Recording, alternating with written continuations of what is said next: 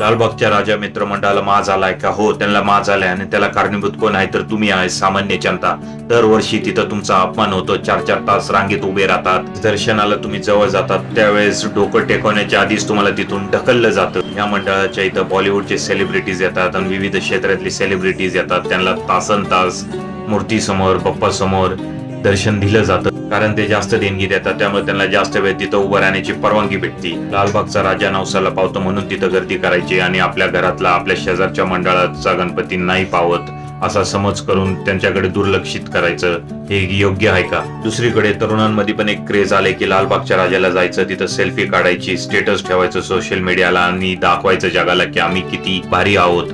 अमिताभ बच्चन, मुकेश अंबानी ज्या गणपतीचं दर्शन घेतात त्या गणपतीचं आम्ही दर्शन घेतलं, आता आम्ही पण बच्चन अंबानी होणार. या गोष्टींमुळे जास्त गर्दी होती, मंडळावर दबाव येतो, जास्त लोकांचं दर्शन व्हावं, त्यातून ढकलाढकलीचे प्रकार घडतात.